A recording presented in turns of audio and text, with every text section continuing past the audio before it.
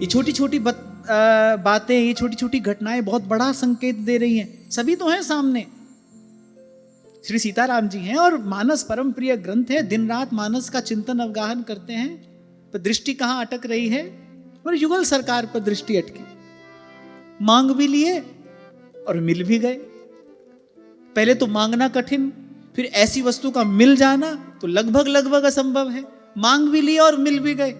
और जो देखो थोड़ा विलंब होता 300 रुपए एकत्रित करने में, जो विलंब का कारण था उसको भी ठाकुर जी ने सर्वथा निवारण कर दिया। पुत्र ने कहा कि अरे पिताजी की मति मारी गई है, ठाकुर जी का कोई मूल्य लिया जाता है? जैसे ही महाराज श्री ने कहा जब तक श्वास है तब तक सेवा करूंगा, जैसे मान लो उनको उनके प्रश्न का उत्तर मिल गया। उन्होंने जान लिया भाई ये सर्वथा अधिकारी हैं और अब प्रभु की ही इच्छा है, अब स्वयं श्री युगल सरकार की इच्छा है इनकी सेवा ग्रहण करने की, इनसे सेवा ग्रहण करने की। इसलिए इसी बात का, इसी भाव का विचार करके मैं अनेक बार आपको निवेदन करता हूं, कुछ कहो मत, आप भगवान नाम का आश्रय लो, आप सत्संग के भाव अपने जीवन में दृढ़ता पूर्वक धारण करो, आप जहां हो वहीं से उनको पुकारो। अगर आपको शीघ्रता है प्रभु से मिलने की तो उसका कारण ही एकमात्र यही है कि आपसे कहीं अधिक शीघ्रता उनको है आपसे मिलने की। आप अपने हाथ पैर न चलाओ, आप भगवान नाम का आश्रय लो, गुरुजनों से जो श्रवण करते हो उसको दृढ़ता पूर्वक जीवन में धारण करो, आपका जीवन पवित्र सात्विक बने। अगर आपको लग रहा है ना कि आपको बड़ी व्याकुलता है प्रभु से मिलने की, तो ये इस बात का प्रमाण है कि प्रभु को अधिक व्याकुलता है आपसे मिलने की। वो बनाएंगे आप तक आने का मार्ग, वो पहुंचेंगे आप तक। आज तक जब जब भक्तों ने भगवान को पाया है इसी विधि से पाया है, भगवान ही गए हैं भक्तों तक। विदुर जी तो बेचारे संकोचवश निमंत्रण भी नहीं दे पाए। जब द्वारिकाधीश का वैभव देखा उनको लगा ये कहां हमारी कुटिया में आएंगे और कहां इनको सुख मिलेगा। बोले हमारी कुटिया में आएंगे तो इनको कुछ कष्ट ही होगा, तो बोले यही ठीक है, अच्छा है दुर्योधन के महल में जाएं, इनको इनके योग्य भोजन आहार तो मिलेगा, मैं तो वो व्यवस्था भी नहीं कर पाऊंगा, ना आसन की व्यवस्था ना भोजन की व्यवस्था। पर प्रेम प्रवीण श्री ठाकुर जी, वो विदुर जी बाद में पहुंचे, वो उससे पहले वो जो विदुरानी जी का प्रेम पूर्ण भोग था वो आरोग चुके थे। अच्छा ठाकुर जी जानते थे अगर विदुर जी पहुंच गए तो इस भोग से हम वंचित रह जाएंगे, तो विदुर जी तो बाद में पहुंचे, उससे पहले ठाकुर जी भोग आरोग चुके थे। तो उन्होंने कहा कि 300 रुपए की आवश्यकता नहीं है, कल प्रातःकाल आ जाना और श्री ठाकुर जी को ले जाना। अब तो भाई रात भर कौन सोए, करवट बदलते रहे, नींद आई नहीं, क्योंकि प्रसन्नता का अतिरेक था, अत्यंत हर्ष और उल्लास रोम रोम में भर रहा था। अच्छा साथ साथ एक बात का भय भी था कि भाई कहीं सुबह सुबह ना कर दें, जब तक मुझे मिल ना जाए, जब तक मुझे प्राप्त ना हो जाए तब तक मुझे चैन कहां। कहीं बड़े गुरुजी, उनके पुत्र ने तो कहा आकर ले जाना, लेकिन कहीं बड़े गुरुजी ना कर दे, क्योंकि उन्होंने 300 रुपए लाने के लिए कहा था, कहीं फिर से कि लोभ आगे ना आ जाए और मैं फिर प्राप्ति से वंचित ना रह जाऊं। तो समय से पूर्व ही स्नान आदि से निवृत्त होकर आप पहुंच गए, चरणों में प्रणाम किया और उन्होंने अपने वचन का पालन करते हुए श्री युगल सरकार इनकी झोली में पधरा दिए। अच्छा देखो, ठाकुर जी को प्रणाम करके झोले में पधराया, ठाकुर जी प्राप्त हुए आपको अपने जन्म स्थान में। लेकिन उस समय महाराज श्री अध्यापक के पद पर कार्यरत थे और वो गांव इनके जन्म स्थान से कुछ मील दूर था। साइकिल पर आप यात्रा करते थे, तो झोले में ही श्री ठाकुर जी को डाला, झोला डाला अपने कंठ में और बड़ी तीव्र गति से, भाई कहीं फिर से इनका मन न बदल जाए, पीछे से हमको फिर आवाज न दे दें, और बड़ी तीव्र गति से श्री ठाकुर जी को लेकर वहां से निकले। अच्छा श्री ठाकुर जी को कितनी त्वरा थी पहले तो इनके पास आने की। मैंने कहा ना कि देखो, पिता ने कहा 300 रुपए, अच्छा ठाकुर जी पिता के हैं, पिता ने कहा 300 रुपए, और 300 रुपए बड़ी राशि है, पूरे मास में इतना वेतन प्राप्त नहीं होता था उस समय, 300 रुपए। तो इनको लगा भाई कुछ समय लगेगा, और वहां श्री ठाकुर जी ने कैसे पुत्र के मुख से कहलाया, आ भी गए, झोली में आ गए। अब ये गांव में पहुंचते, जहां पर ये अध्यापक के रूप में कार्य करते थे, वहां पर पहुंचते, अब कुछ व्यवस्था कर दे, पर ठाकुर जी से तो इतना भी नहीं रहा गया। मार्ग में एक सुंदर सरोवर था, वन का सा स्थान था, बस वहीं पर इन्होंने उतरकर श्री ठाकुर जी को अपना जो उत्तरीय वस्त्र था उसी को बिछाया, एक सुंदर वृक्ष की छाया में इन्होंने ठाकुर जी को विराजमान किया। और महाराज श्री स्वयं बताते हैं, बोले पत्ता का दोना बनाया, बोले पत्ता का दोना बनाकर और वही कुछ कंदमूल जो हमको प्राप्त हुए, बोले वही दोना में सजाकर और उसी पत्ता में सरोवर का जल भरकर श्री ठाकुर जी को प्रथम भोग हमने निवेदन कर दिया। मैंने श्री ठाकुर जी से इतनी प्रतीक्षा भी नहीं हुई कि ये घर में पहुंचे और उसके बाद कुछ व्यवस्था करके हमारी सेवा करें, वहीं मार्ग में ही श्री ठाकुर जी ने इनसे सेवा स्वीकार कर ली, वहीं सेवा का श्री गणेश हो गया। और जब एक बार श्री ठाकुर जी ने सेवा स्वीकार कर ली, एक बार प्रभु ने आपकी सेवा स्वीकार कर ली, तो अब वो तो ठाकुर जी से मेरे ठाकुर जी हो गए। अच्छा, क्योंकि इनके मन में थोड़ा भय अभी भी था, भाई कहीं लौट नहीं आए, कहीं पीछे से कोई आवाज हमको सुनने को ना मिल जाए, क्योंकि इनको तो ये असंभव प्रतीत हो रहा था।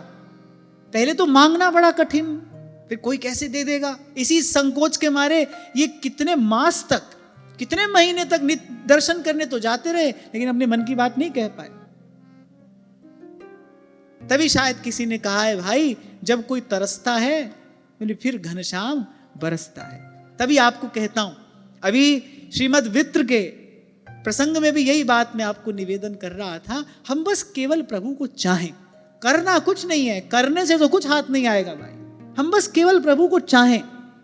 हाँ, इतना अवश्य है कि हम जो करें, क्योंकि करना हमारे स्वभाव में है, किए बिना हम रह नहीं सकते, हम जो करें उसके प्रसाद स्वरूप प्रभु की चाह हमारे जीवन में, प्रभु की चाह हमारे हृदय में बढ़े। करना तो हमको पड़ेगा, लेकिन हम जो भी करें उसके परिणाम स्वरूप बस प्रभु की चाह हृदय में बढ़े, प्रभु के अतिरिक्त जो चाह है, जो कामना वासना है वो निवृत्त हो, अन्य अभिलाषाओं से शून्य हमारा हृदय हो जाए। अन्याभिलाषिता शून्यम, अन्य अभिलाषाओं से शून्य हमारा हृदय हो जाए। तो वहीं वन में श्री ठाकुर जी की प्रथम सेवा आपने श्री ठाकुर जी के चरणों में निवेदन की, और वह सेवा निवेदन करते ही अब इनको विश्वास हो गया, भाई अब ये मेरे ठाकुर जी हैं। सेवा की यही महिमा है, सेवा में आते ही ठाकुर जी मेरे हो जाते हैं। वो जो ठाकुर जी से अपनापन है, वो जो ठाकुर जी से आत्मीयता है, जो एक प्रकार से सब साधनों की सिद्धि है, जो एक प्रकार से सब साधनों का फल है, उस सेवा में सहज ही प्राप्त हो जाता है। अच्छा, सेवा में लगे हुए का सुमिरन भी सहज होता है।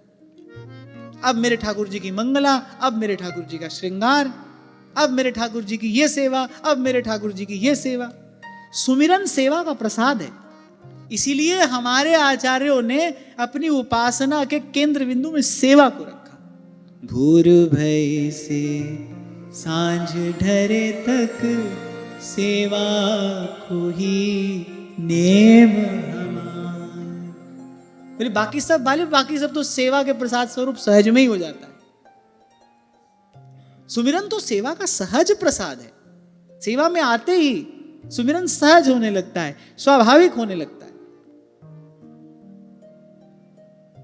अब ये उस ग्राम में पहुंचे जहां ये निवास कर रहे थे, एक अध्यापक के रूप में कार्य करते थे, वहीं पर निवास करते थे। और इनके वो परम मित्र श्री नारायण राव पेशवा, जो आगे परम श्रद्धेय बाबा श्री वंशीदास जी के नाम से जाने गए, विख्यात हुए, परम भजनानंदी और बड़े बड़े गंभीर महापुरुष, उनका भी कुछ चरित्र हम आगे श्रवण करेंगे। जब ये सब कथा उनको सुनाई, उनकी भी प्रसन्नता की कोई सीमा नहीं। अच्छा, वो जो गांव वाले थे वो महाराज जी के भक्ति भाव से परिचित थे, इसलिए गांव वालों ने श्री ठाकुर जी की सब सेवा व्यवस्था तुरंत कर दी। अब प्रश्न हुआ कि भाई इनका नाम हुआ श्री ललित लाडली लाल। श्री ललित लाडली लाल की जय। राधा मोहन जू की जोरी बनी, श्री राधा मोहन की जोरी बनी, श्री इंद्रनील श्याम मनोहर। इंद्रनीलमणि श्याम मनोहर। शात कुंभतन गोरी बनी श्री। शात कुंभतन गोरी बनी श्री। राधा मोहन जू की जूरी बनी श्री।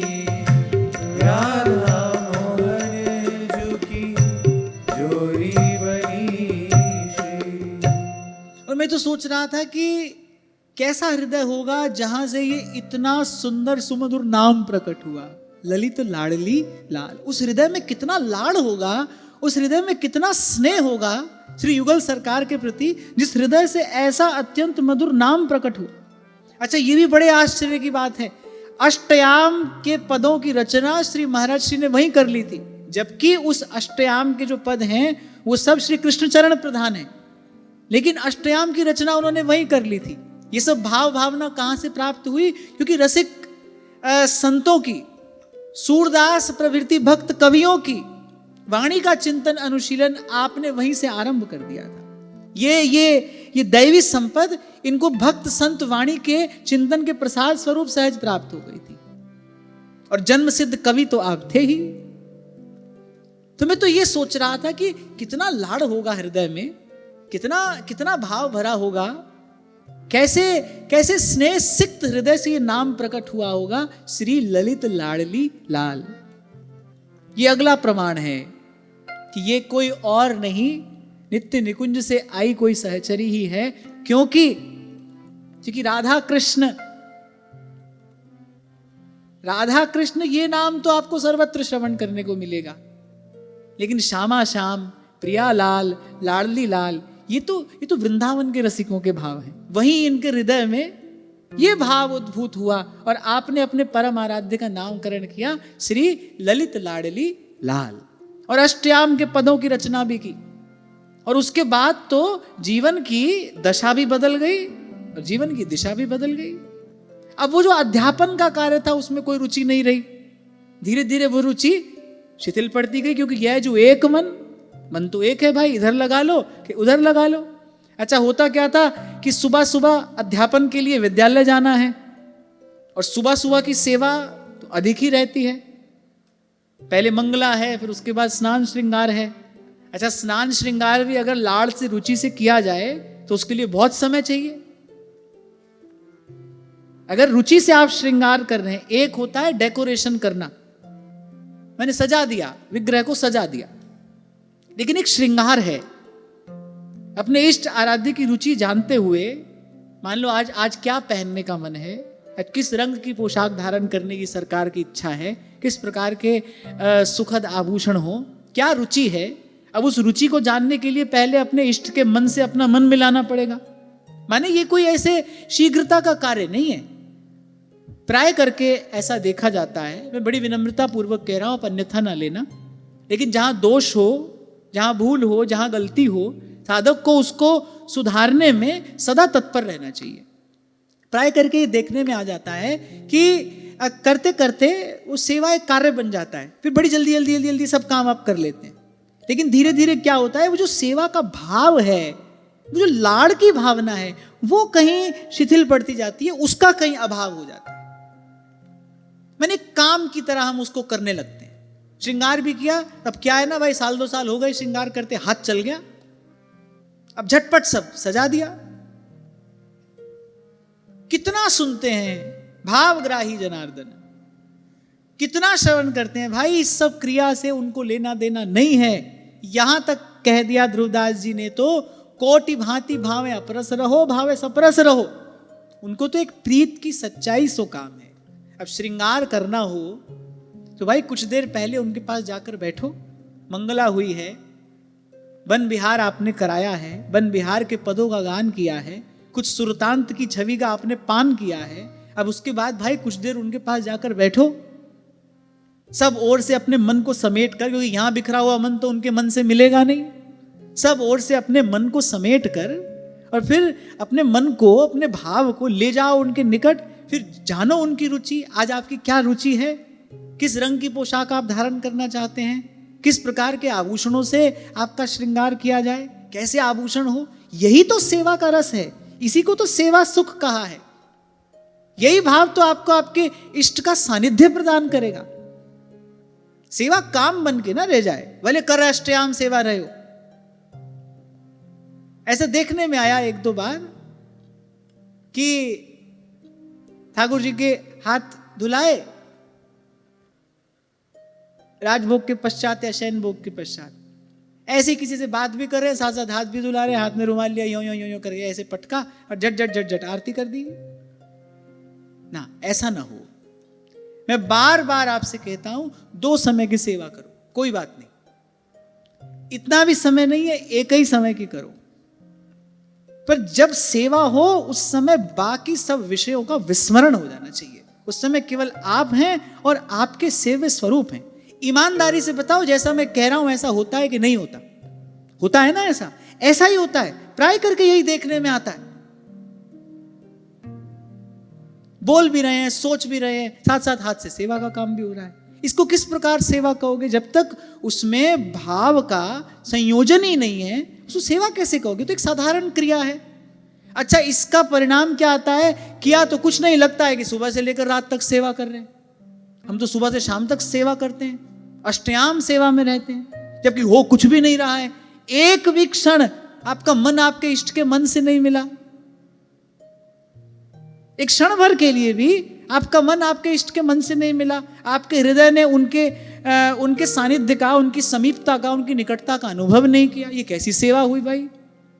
ये तो सेवा हुई नहीं। और लगने को ये लगता है भाई हम दिन रात सेवा कर रहे हैं। तो मुझे लगता है कि कोई बात नहीं, हम 2 समय सेवा करें, सब समय ना कर सके, सुबह शाम सेवा करें। और अधिक आपको समय का अभाव हो, एक ही समय करो। हाँ, इतना जरूर है, अगर कोई हितोपासक है, अगर कोई रसोपासक है, तो फिर सेवा धर्म है, सेवा में उपस्थित अवश्य होना है। तो एक समय सेवा करिए, लेकिन वो थोड़ा सा समय ऐसा होना चाहिए कि भाई बाकी सबसे संबंध विच्छेद करके, बाकी फिर सब अन्य विषयों का विस्मरण हो जाए। फिर आप हैं और वो हैं। सखियों का भाव तो यही है, हमारे आचार्य ने तो यही भावना हमको प्रदान की है। इसलिए कल परसों आपको कह रहा था भाई, यहां वहां से इतनी जानकारी आपने अपने यहां पर भर ली, भांति भांति की बातें सुन ली, भांति भांति के दृश्य आपने देख लिए। कोई क्या कर रहा है, कोई क्या कर रहा है, कोई कैसे कर रहा है, कोई कैसे कर रहा है। थोड़ा आपने वो भी कर लिया, थोड़ा वो भी कर लिया, और पहुंचे कहीं पर भी नहीं। सेवा का लक्ष्य क्या है? प्रकट सेवा का प्रसाद क्या है? मानसी भावना। मानसी भावना माने मन से तद्रूप होकर वहां पर पहुंच जाना। बरसों बरस बीत जाते हैं, वहीं के वहीं खड़े हैं। बल्कि आरंभ में जो सेवा में भाव था वो भी धीरे धीरे शिथिल ही हो गया, वो भी उल्टे कम ही हो गया। इसलिए कभी आपको मैंने कहा था, सेवा करानी नहीं है, सेवा तो करनी है। छोटे से छोटा कार्य भी आपको करना है। हमारे महाप्रभु जी की रीति यही है कि नहीं? अमनिया तो स्वयं सिद्ध करेंगे ही करेंगे, अमनिया तो स्वयं सिद्ध करेंगे ही, लेकिन चूल्हे में जो लकड़ी जलेगी वो लकड़ी भी जंगल जाकर स्वयं बीन रहे हैं। क्या सेवक नहीं थे महाप्रभु जी के निकट? ये कार्य भी आचार्य चरण स्वयं अपने कोमल कर कमलों से कर रहे हैं। आचार्य का आचरण ही सबसे बड़ी शिक्षा होता है भाई। वो बता रहे हैं कि सेवा किस प्रकार की जाती है, सेवा किस प्रकार की जानी चाहिए। थोड़ी करो पर ठीक करो, उचित रीति से करो, तभी आपकी उन्नति होगी, तभी आप आगे बढ़ोगे। नहीं तो वहीं के वहीं हो। सेवा का जो वास्तविक प्रसाद है, मानसी भावना का सिद्ध होना, आपके भाव देह का पुष्ट होना, वो आपको प्राप्त नहीं होगा। हाँ ठीक है, कालाक्षेप तो हो रहा है, कुछ बुरा नहीं है, कुछ अनुचित नहीं है, पर ठीक मार्ग क्या है उसका विचार अवश्य करना चाहिए। तो प्रातः काल का समय होता था, मंगला भी करानी है, फिर उसके बाद युगल का श्रृंगार भी कराना है। और जैसा मैंने कहा, श्रृंगार अगर रच पच कर किया जाए तो उसके लिए तो भाई बड़ा समय चाहिए। 1.5 घंटे का समय तो कम से कम लगता था हमको, मुझे याद है। और शायद आपको मैंने एक बार बताया था कि बहुत बार ऐसा होता था, श्रृंगार पूरा हो गया और जब अंत में दर्पण दिखाया तो ले श्री जी तो मुस्कुरा ही नहीं रहे। अब ऐसी सेवा क्या जो सेवक को प्रसन्न ही ना करे, माने सेवा हुई ही नहीं, माने रुचि कुछ और थी, हमसे ही भूल हुई, हमने ठीक से आपकी रुचि जानी नहीं, हम ठीक से आपकी रुचि समझ नहीं पाए। कभी लगता था फिर पुनः श्रृंगार करो, कोई बात नहीं, और कोई काम तो है नहीं, इसी में लगना है, इसी में लगे रहना है, फिर श्रृंगार करो। लेकिन वो पुनः श्रृंगार करके वो हृदय को जो आनंद की अनुभूति होती थी उसका क्या कहना। कभी रंच मात्र भी शरीर का परिश्रम अनुभव नहीं होता था। ये तो अपना अनुभव मैं आपसे कह रहा हूं, सेवा में कभी श्रम नहीं होता। यदि आप सच में सेवा कर रहे हो, एक पांव पर खड़े हो आप मंगला से शयन पर्यंत, पर अगर आप सच में सेवा कर रहे हो ना, तो शरीर को किंचित भी श्रम की अनुभूति नहीं होगी। आपको ऐसा नहीं लगेगा कि आप थक गए, क्योंकि सेवा का फल श्रम या थकान नहीं है। सेवा का फल तो आत्मानंद है, और जब आत्मा प्रसन्न है तो मन बुद्धि चित्त सब प्रसन्न होते हैं, क्योंकि आत्मा प्रसन्न है। हमारे मन बुद्धि चित्त क्यों प्रसन्न नहीं है? क्योंकि आत्मा बेचारी भगवान के वियोग में दुखी है। आत्मा परमात्मा तक पहुंचे, देखो कोई दुख नहीं है, कोई कष्ट नहीं है।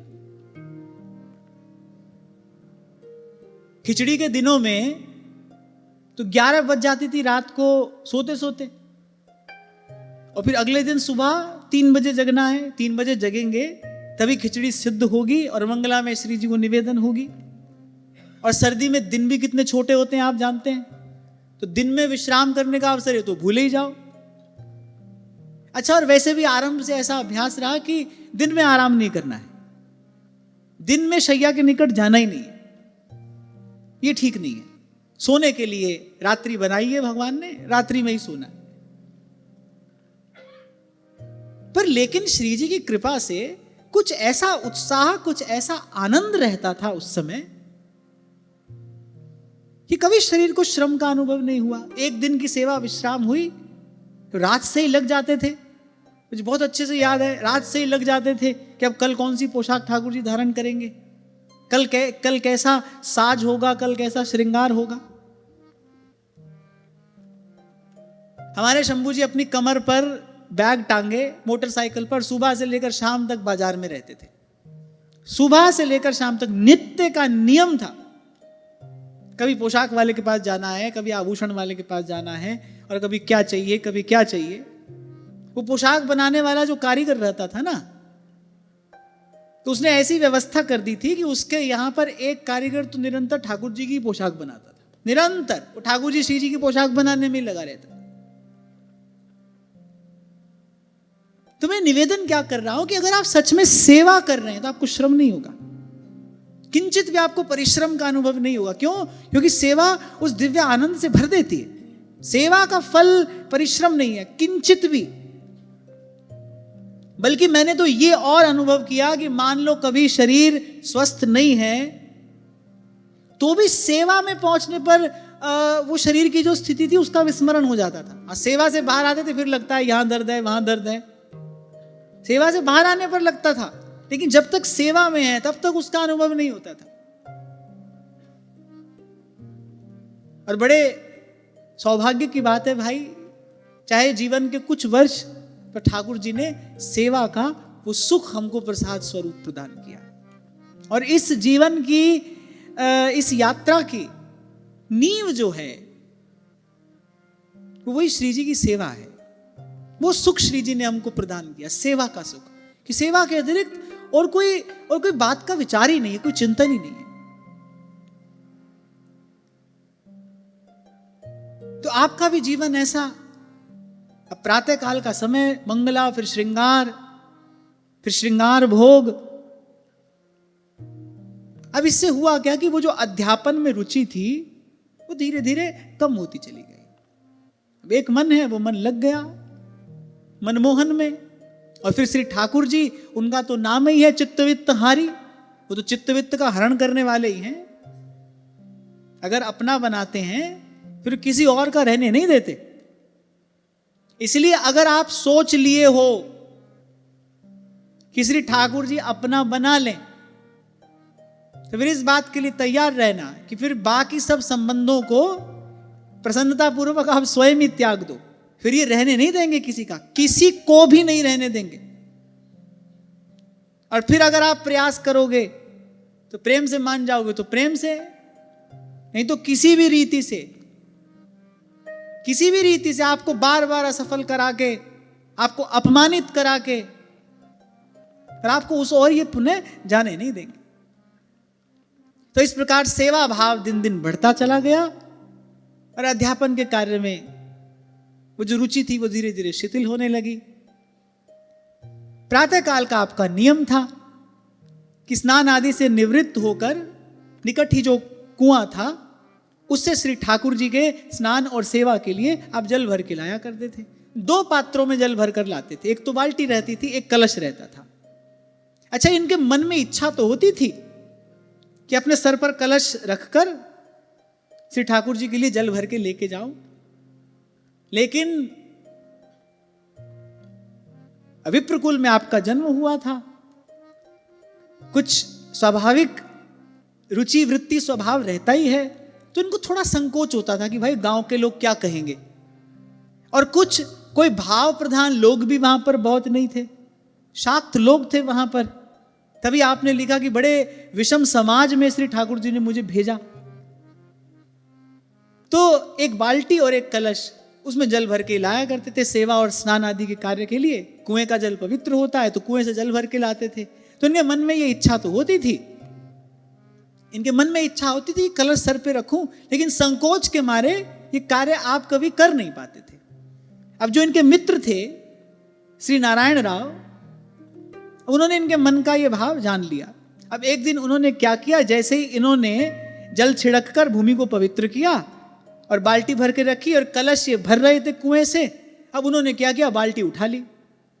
अब प्राय करके होता क्या था कि महाराज श्री बाल्टी उठाते थे, वो कलश उठाते थे। उस दिन उन्होंने क्या किया, उन्होंने बाल्टी उठा ली कि भाई अब तो इनको विवश होकर कलश उठाना ही पड़ेगा। अब जब इन्होंने देखा कि भाई बाल्टी उन्होंने उठा ली है, अब तो कलश हमको उठाना ही है, अब कलश यूं तो उठाया नहीं जाता।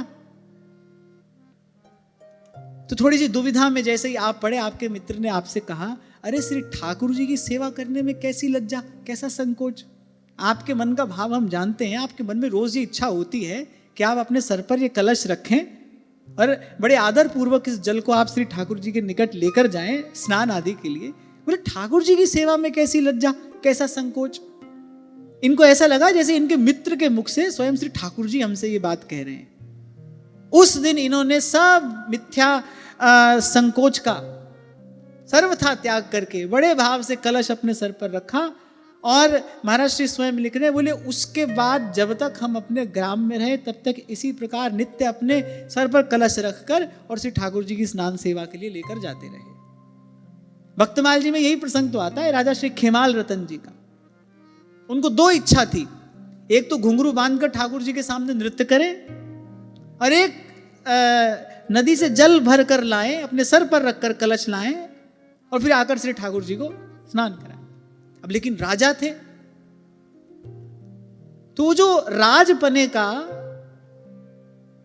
अब अभिमान कह लो या संकोच कह लो या जो भी कह लो, मर्यादा आदि का जो विचार था, उन्होंने जीवन भर उस मर्यादा के विचार ने ये 2 कार्य उनको कभी करने नहीं दिए। और जब शैया पर पड़े थे, प्राण छूटने वाले थे, भक्त तो वो थे, परम भक्त थे, तब उन्होंने कहा कि हमको इस बात का बड़ा खेद है, इस बात की बड़ी पीड़ा है, इस बात का हृदय में बड़ा कष्ट है कि जीवन भर ये 2 ठाकुर जी की सेवा हम अपने हाथ से नहीं कर पाए, और बोले राजपने के मिथ्या अभिमान के कारण हम इस सेवा से वंचित रहे। जब श्री ठाकुर जी के निकट जाने का समय उपस्थित हुआ, तब उन्होंने ये बात अपने निकटस्थ लोगों से कही। बोले इस बात का बड़ा खेद है, बड़ा हृदय में कष्ट है कि राजपने के मिथ्या अभिमान के कारण हम ये 2 सेवा नहीं कर पाए। बोले अगर ठाकुर जी की इच्छा नहीं होती तो इस सेवा का भाव हमारे मन में क्यों आता। हमारे प्रभु तो चाहते थे कि हम ऐसी सेवा उनकी करें, पांव में घुंघरू बांधकर उनके सन्मुख नृत्य करें और नदी से कलश भरकर लाएं अपने सिर पर पधरा कर और फिर श्री ठाकुर जी की स्नान आदि सेवा संपन्न कराएं। बोले प्रभु की इच्छा तो थी, पर हम सेवा का धर्म ठीक प्रकार से निभा नहीं पाए। बोले राजपने का ये मिथ्या अभिमान, इसने हमको सेवा सुख से वंचित रखा। अब निकट ही उनके पौत्र खड़े थे, श्री किशोरदास जी। उन्होंने कहा आप चिंता न करें, मैं आपका पौत्र हूं, और बोले आपके श्री चरणों के सन्मुख में ये शपथ पूर्वक कहता हूं, जब तक मेरा जीवन है तब तक नित्य प्रति मैं ये कार्य करूंगा। श्री भक्तमाल जी में बड़ा सुंदर चरित्र श्रीमद गोस्वामी जी नावाजी महाराज वर्णन करते हैं। जब तक जीवन रहा तब तक नित्य प्रति पांव में घुंघरू बांधकर श्री ठाकुर जी के सन्मुख नृत्य भी करते रहे, और नित्य प्रति नदी से जल भर कर लाते थे, सर पर कलश रखकर। मर्यादा तो यही है कि श्री ठाकुर जी के स्नान के लिए इसी प्रकार जल भर के ले जाया जाए, सर पर रखकर। तभी मैंने आपसे अभी थोड़ी देर पहले निवेदन किया, सेवा भले थोड़ी हो भाई, पर भावपूर्ण होनी चाहिए। जैसे आचार्यों ने सेवा की है, जिस रीति से प्रभु को लाल लड़ाया है, दुलराया है, उसी रीति से हम सेवा करें, सेवा का सुख मिले। सेवा हमारे भाव देह को पुष्ट करने वाली हो, सेवा हमारे मन को मानसी भावना के योग्य बनाने वाली हो। मैं बार बार कह रहा हूं, सेवा एक काम बनकर न रह जाए। 10 जगह मन दौड़ता रहता है। जैसे कबीर जी कहते हैं ना, माला तो कर में फिरे, जीव फिरे मुख माही, और मनुआ तो चहुं दिस फिरे, ये तो सुमिरन नाही। सेवा के समय भी ठीक ऐसी स्थिति होती है। सेवा हाथ में है, मन 10 दिशाओं में घूम रहा है, ये तो सेवा नहीं, ये सेवा नहीं है भाई। कोई भी सेवा आप कर रहे हैं, वो रसोई में अमनिया सिद्ध करने की सेवा है, वो स्नान की सेवा है, वो श्रृंगार की सेवा है। श्री गोसाई श्री विठलनाथ जी के जीवन में एक ऐसा प्रसंग प्राप्त होता है। आप श्री ठाकुर जी के श्रीअंग का मर्दन कर रहे थे दिव्य सुगंधित तैल से, और मन में इस बात की इच्छा हुई कि श्री ठाकुर जी को 56 भोग निवेदन किया जाए। तो मन ही मन 56 भोग की व्यवस्था करने लगे। थोड़ी देर के बाद तत्काल उन्होंने अपने मन को ताड़ते हुए, उसको ताड़ना देते हुए सावधान किया कि सेवा करते समय बोले मन का कहीं और जाना, बोले ये बिल्कुल भी उचित नहीं है। सेवा में मन होना चाहिए, मन नहीं है तो सेवा नहीं है, मन नहीं है तो खाली काम है, खाली काम। और मैंने कहा इसका परिणाम क्या आता है, किया तो कुछ नहीं और लगता है भाई हम तो सुबह से सेवा में लगे। क्या कर रहे बोले श्री जी की सेवा में, पर ये तो सेवा नहीं। एक एक सेवा वो लाड़ से भरी हो, भाव से भरी हो। इसीलिए हमारे यहां जब भोग निवेदन किया जाता है तब साथ साथ पद गाया जाता है। किस लिए? कि वो जो मन है वो भोग की भावना में रमे। धर दिया श्री ठाकुर जी को भोग, 10-15 मिनट में अपने यहाँ वहाँ के सब काम निपटा लिए, फिर गए और बस उठाया भोग तो चल दिए। भोग लग गया, हाँ लग गया। किसने लगाया, किसने पाया, कुछ पता नहीं, क्योंकि लगाने वाले का मन कहीं और था। और वो कहते हैं भाई मेरे को तो भूख ही भाव की लगती है, वस्तु तो मैं पाता नहीं। दुर्योधन को यही तो ठाकुर जी ने कहा, बोले वस्तु की भूख मुझे नहीं है, भाव तेरे पास नहीं है, तो तेरे यहाँ आने का तो कोई औचित्य नहीं, कोई प्रयोजन नहीं। अब बताओ ऐसा करते हो कि नहीं करते? भोग धर दिया ठाकुर जी के सन्मुख, 2, 4, 5 काम उतनी देर में निपटा लिए, 15, 20, 25 मिनट के बाद गए, भोग उसार लिया, लग गया भोग। उनसे पूछा आपने पाया, आपको कैसा लगा? अरे घर में कोई मेहमान भी आता है तो भी उसकी रुचि के हिसाब से बनाया जाता है, लाड़ से उसको पवाया जाता है। एक बात बताओ मेरे को, आपके घर कोई विशेष अतिथि आया है, आपने भोजन पर बुलाया है, भोजन धर के चले जाओ और आप घर के 10 काम करने लगो, घर आए अतिथि को कैसा लगेगा? वो कहेगा कि मैं आपके यहाँ भोजन करने आया हूं। अगर आपके मन में मेरे लिए आदर सम्मान ही नहीं है, आप समय ही नहीं दे सकते, तो भाई हम कोई भोजन के भूखे हैं, हम कोई भोजन करने आए, अतिथि ऐसे कहेगा। अगर आप भी किसी के यहाँ गए, आपको किसी ने बड़े प्यार से बुलाया, बुलाकर धर तो आपके सामने 10 चीज दी और लगाए वो व्यक्ति अपने घर के 10 काम करने में, आपकी ओर आ ही नहीं रहा है। 20-25 मिनट के बाद आकर कहे बोले पा लिया, हाँ पा लिया, चलो अब जाओ। कैसा लगेगा आपको? आपके घर आए अतिथि को अगर आप ऐसा व्यवहार करो कैसा लगेगा? ठाकुर जी के साथ हम नित्य यही करते हैं, धर दिया ठाकुर जी के पास भोग और यहां वहां डोलते घूमते और पहुंच गए, थोड़ी देर के बाद लग गया भोग। पूछा आपने उनसे, कभी उनकी रुचि जानने की चेष्टा की कभी उनकी इच्छा जानने की चेष्टा की? तभी आपको कहता हूं भाई, भले दो वस्तु हो, भाव से श्री जी का ही ध्यान करते हुए वो दो वस्तु आप सिद्ध करो, लाड़ प्यार से उनके चरणों में बैठकर और पद गायन करते हुए, उनको दुलराते हुए, सखियों के भाव में अपना भाव मिलाते हुए, उनके मन में अपना मन मिलाते हुए, इस प्रकार सेवा संपन्न करिए, तब सेवा है।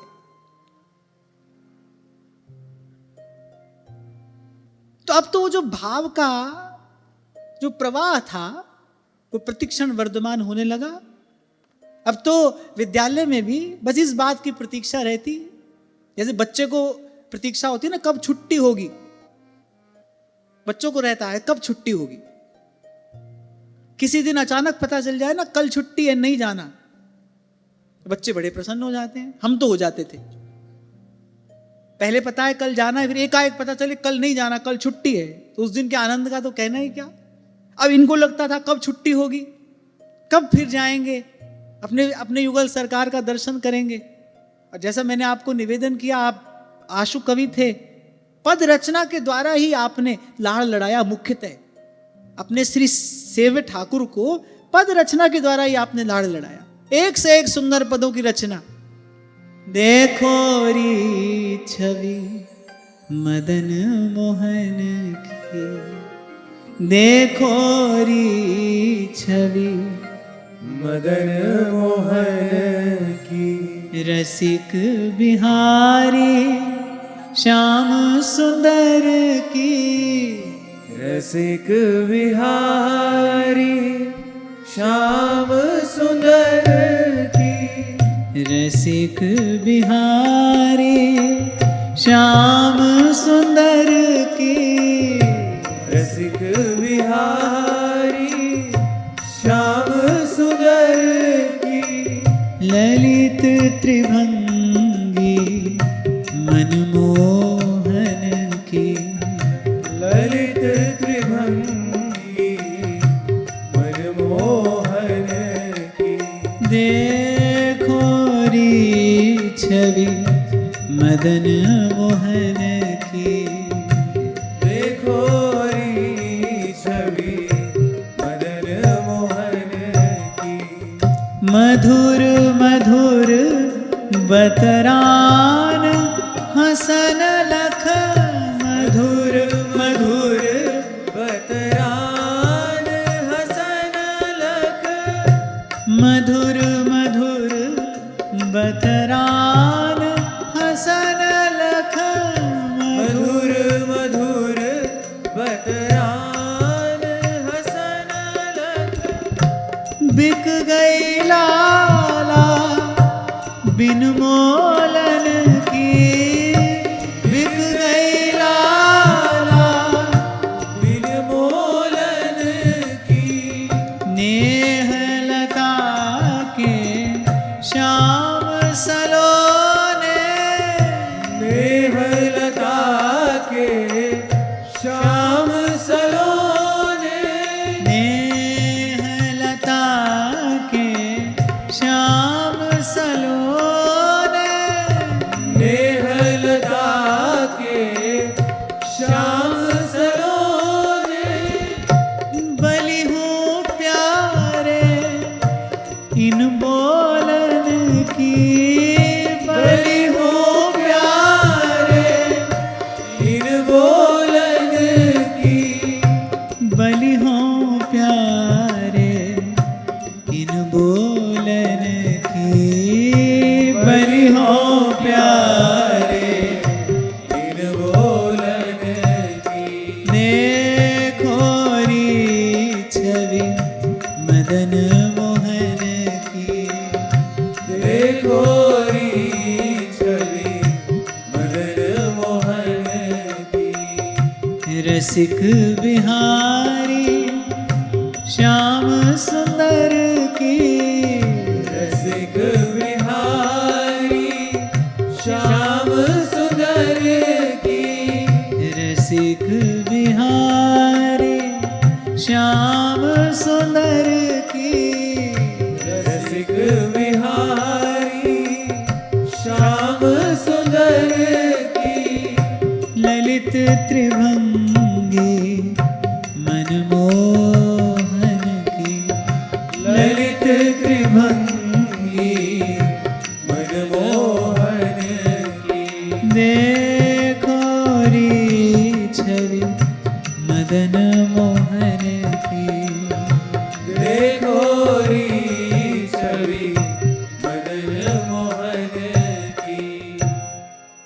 और शायद कहीं से आपने सुन लिया था, वेदन स्तुति रुचत नहीं, करत है तत्व विचार। हे प्रभु, आपको वेदों की स्तुति इतनी रुचिकर नहीं है। जिन स्तुतियों में आपके तत्व का विचार किया गया है, आपको वो स्तुतियां इतनी प्रिय नहीं है। जैसे भावत प्रेम सो और ब्रज देविन की गारी, ऐसी गोपियों की गाली आपको अच्छी लगती है ना, ऐसे आपको वेदों की स्तुति अच्छी नहीं लगती। लीलाशुक बिल्व मंगल कहते हैं ये बात श्री कृष्ण कर्णामृत में। तो आपका नित्य का नियम था कि संध्या के समय एक नवीन पद रचना करके, जिसमें भाव भरी गारी होती थी, एक नवीन पद रचना करके आप अपने श्री ठाकुर जी को रिझाते थे। अच्छा, यहां तक कि इस चर्चा से यह स्पष्ट है कि अभी तक संत भक्तों की वाणियों के, पदों के चिंतन मनन के प्रभाव से, प्रसाद से अब तक आपका मन जो था वो रसिक शेखर मदन मोहन श्री श्याम सुंदर के ही मन में, चरणों में लगा था। अभी तक जो आपकी प्रीति थी, आपकी रति थी, देखो री छवि मदन मोहन की, शब्दों से स्पष्ट होता है। बिक गई लाला बिन मोलन की। ब्रजराज नंदन रसिक शेखर श्याम सुंदर ही आपके आराध्य थे, उन्हीं के चरणों में आपकी प्रीति थी।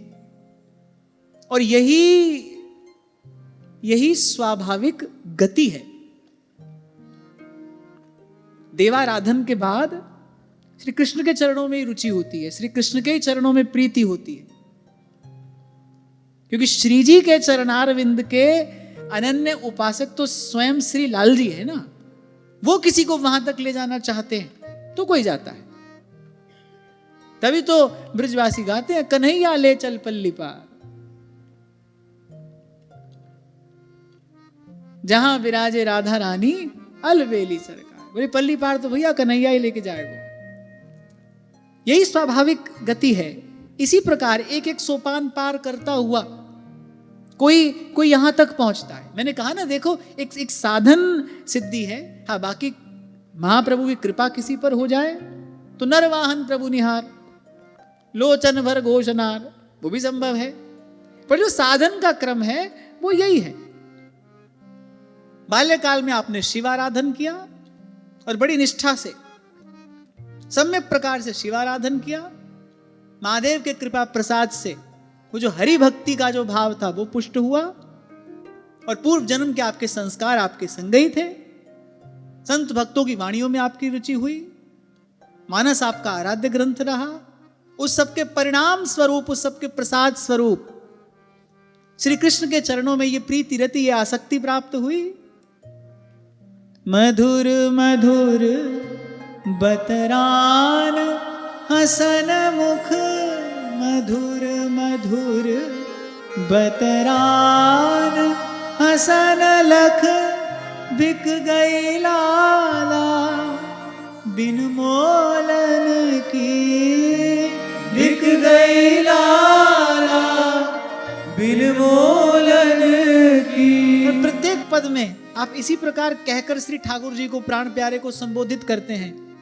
नेह लता के श्याम सलोने, नेह लता के श्याम सलोने, बलि गई प्यारे इन बोलन की, बलि गई प्यारे इन बोलन की। देखो री छवि मदन मोहन की, देखो री छवि मदन मोहन की। और महाराष्ट्र की पद रचना से भी ये बात स्पष्ट है। चाहे वो गोपांगनाओं का भाव हो,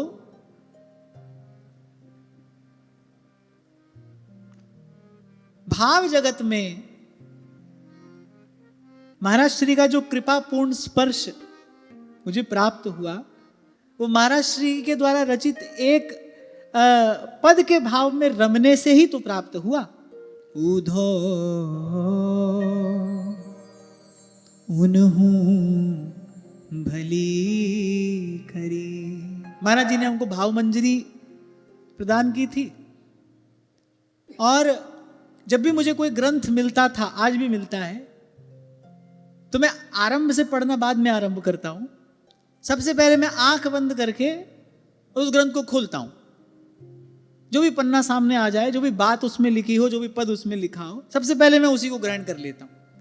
तो महाराज श्री ने भाव मंजरी हमको प्रदान की। मैं घर पहुंचा, जैसे खोला, सबसे पहले यही पद सामने आया, रे उधो उन्हू भली करी। कुछ ऐसी पीड़ा, वेदना, कुछ ऐसा भाव, कुछ ऐसी सामर्थ्य है इन शब्दों में। आज भी अगर कभी मैं गाऊं तो एक क्षण में मन वहीं पहुंच जाता है। हम ही वियोगन करी सांवरे, जूं जल बिन मछरी, रे उधो उन्हू भली करी। कैसे प्रेम में, भाव में और कभी कभी अपने प्रियतम के वियोग में भरकर आप रोया करते थे, गाया करते थे, छटपटाया करते थे। ये आपकी वाणी से स्पष्ट है। किसी भी महापुरुष की जो कृति होती है, जो रचना होती है उसकी, जो उसकी कृति होती है, वहीं से उसकी वास्तविक वृत्ति का बोध होता है, वहीं से उसके मन की गति का ज्ञान होता है। महाप्रभु की सुधा निधि पढ़कर कोई बता सकता है ना कि राधा चरण प्रधान है। ऐसे महाराज श्री की जो उस समय की रचना है, वो बताती है कि कैसे आपका मन अनुरक्त था, आसक्त था श्री कृष्ण चरणों में। निराली शान रखती हैं मेरे दिलदार की आंखें, और छुरी हैं या के खंजर हैं मेरे सरकार की आंखें। वो नादा हैं जिन्होंने दुनिया में आके और कुछ देखा, वो नादा हैं जिन्होंने दुनिया में आके और कुछ देखा, और न देखी यार की आंखें तो फिर बेकार की आंखें। अनेक अनेक भाषाओं के विद्वान। इसलिए मैंने कहा कि रस रीति का जैसा वर्णन आप करते थे वो तो अद्भुत था ही, लेकिन शास्त्र पुराण में भी जैसी आपकी गति थी, वहां भी जिस प्रकार आप तत्व विचार करते थे और वाणी के द्वारा उसको प्रस्तुत करते थे, वो अद्भुत है। और ये कहने में कोई अतिशयोक्ति नहीं है कि ऐसी प्रतिभा यदा कदा ही इस धराधाम पर आविर्भूत होती है। जब तक आप रहे तब तक तो आप ब्रज वृंदावन की गरिमा रहे ही, पर मुझे लगता है कि वो शरीर भले यहां से गया, पर महाराज जी की चेतना, महाराज जी के संकल्प देखो आज इस रूप में प्रफुल्लित हो रहे हैं कि नहीं। ये बताता है कि उनकी चेतना, उनके संकल्प, उनके विचार किसके द्वारा समर्थित हैं, वो किसके द्वारा पुष्ट किए जा रहे हैं। और फिर श्याम सुंदर के रंग में रंगने का तो एक ही परिणाम है, जो जो बूढ़े श्याम रंग त्यों त्यों उज्जवल हो, त्यों त्यों उज्जवल हुए। ये संसार की विषय वासना, ये काम कामना सब निवृत्त हो जाती है, वो किसी को नहीं रहने देते। अगर आपने ईमानदारी से कह ही दिया है कि पकड़ लो हाथ मनमोहन, अगर आपने ईमानदारी से कह दिया है तो ना तो वो एक क्षण की देर लगाएंगे। अभी कुछ दिन पहले ही हम चर्चा कर रहे थे, जो भी कार्य वो हाथ में लेते हैं उसको पूरा करते हैं, अधूरा नहीं छोड़ते हैं, बड़ी दक्षता से करते हैं। उनके जैसा करने में निपुण कोई नहीं है, इसलिए वो नागर शिरोमणि हैं, और बड़ी सरस रीति से करते हैं, इसलिए रसिक शेखर हैं। और जो कार्य अपने हाथ में लेते हैं उसको पूरा किए बिना छोड़ते नहीं है। अगर आपने एक बार सकृदेव प्रपन्नाय तवास्मीति च याचते, एक बार आपने कह दिया पकड़ लो हाथ मनमोहन, अब मेरी डोर अपने हाथ में ले लो, बस इतना ही आवश्यक है। पर देखो, अपनी ओर हम देखें, इतना ही काम करना था और इतना भी हमसे किया नहीं गया। तभी कहने वाला कहता है, तेरी चौखट पे आना मेरा काम था, काम इतना भी मुझसे किया ना गया, इतना ही तो करना है। तभी महाप्रभु कहते हैं, अरे मानुष को तन पाए भजो ब्रजनाथ को, कि देव ऋषि व्यास शुकदास निज कहत सब, क्यों ना बिन कष्ट रस सिंधु को पीजिए। अरे अन्य मार्गों में, अन्य विधियों में तो बड़ा कष्ट है, विधि निषेध के बड़े भारी बंधन हैं, भूल हो जाने पर, त्रुटि हो जाने पर दंड है। और यहां अवगुण करे समुद्र सम, गिनत ना अपनो जान, राई के सम भजन को मानत मेरु समान। और सकृदेव प्रपन्ना है, एक बार कोई कह दे आकर सच्चे हृदय से, ईमानदारी से, प्रभु मेरी डोर आप अपने हाथ में ले लो। मैं अनजान कछु नहीं जानू, भली बुरी को नहीं पहचानू, भली बुरी को नहीं पहचान। एक बार कोई कह दे, दूसरी बार की आवश्यकता नहीं है, एक ही बार में कार्य पूर्ण होगा। तो इस प्रकार श्याम सुंदर के रंग में रंगते रंगते अन्य सब चिंतन समाप्त हो गया, विषयों से सर्वथा विरति। ऐसी दिव्य स्थिति आपको अपने साधक जीवन में ही प्राप्त हो गई। तो आज की वार्ता यहीं महाराज श्री के प्राणधन श्रीहित ललित लाडली लाल जी के कोमल श्री चरणों में समर्पित करते हुए महाराज जी के चरणों में प्रणाम। आप सबके हृदयस्थ हित प्रभु को, भाव प्रभु को नमन।